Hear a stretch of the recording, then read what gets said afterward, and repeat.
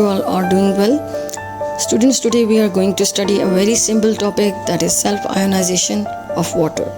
Water is a polar molecule, so when water molecules collide with one another, these type of collisions are very energetic, and during these collisions, when one water molecule collide with another, one molecule definitely lost its proton. So we are going to study this topic on the basis of concept of Bronsted and Lowry, in which acid is proton donor and base is proton acceptor. So when water molecules collide with one another, one water molecule accept protons and behave as base, and the other one that loses proton or donates proton is Bronsted-Lowry acid. So the same thing is explained as in your book. Two water molecules when collide with one another, one molecule loses its proton and changes into hydroxide ion, while the other, which is receiving that proton, changes into hydronium ion. As you can see this process on the screen. A water molecule that donate or loses protons become a negatively charged hydroxide ion. As in the picture you can see how this water molecule loses and changes into hydroxide ion, while the other water molecule which gains or accepts the proton becomes positively charged hydronium ion. Here on the screen you can see that how water molecules accept a proton and changes into hydronium ion. The colorful balls, blue is oxygen, showing to oxygen, and the pink balls showing to the hydrogen atom. A proton is also in the form of pink color, that is representing hydrogen, and this is how hydronium forms. So this reaction can be written in this way.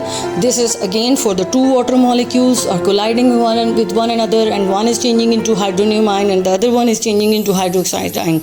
The reaction in which two water molecules produce ions is called the self-ionization or auto-ionization of water. This reaction can happen in this way. Water molecules ionizes into hydrogen ion and hydroxide ion. As water is a weak electrolyte, the self-ionization of water occurs to a very small extent. At 25 degrees centigrade, the experimentally determined concentration of hydrogen ions and hydroxide ion is 1 × 10⁻⁷. On the basis of this reversible reaction, in which water ionizes into hydrogen ion and hydroxide ion, we can write equilibrium constant expression. In equilibrium constant expression, water is acting as constant because the degree of ionization of water is so small, so we can take it as a constant.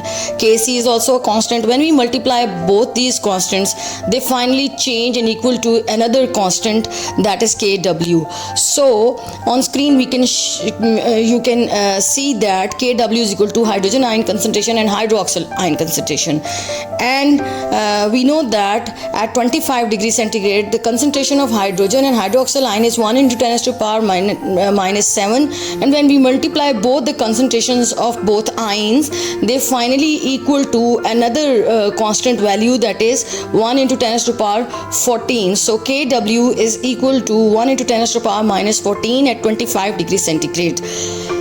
So from this we can conclude that if the value of Kw is 1 × 10⁻⁻14 at 25 degrees centigrade, it can be changed with the temperature.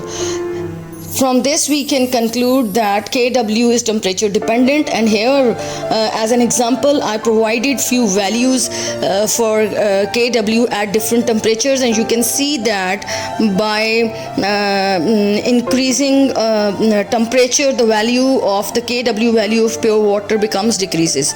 So Kw is temperature dependent. So finally we can conclude that Kw is ionization constant, or we can call it ion product for water.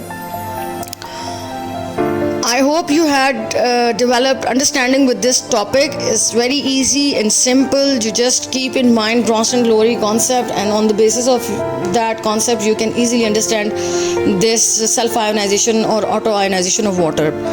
Even then, if you find something difficult, you can ask me, you can mention your question in comments, and I will definitely deal with it. Thank you. Allah Hafiz.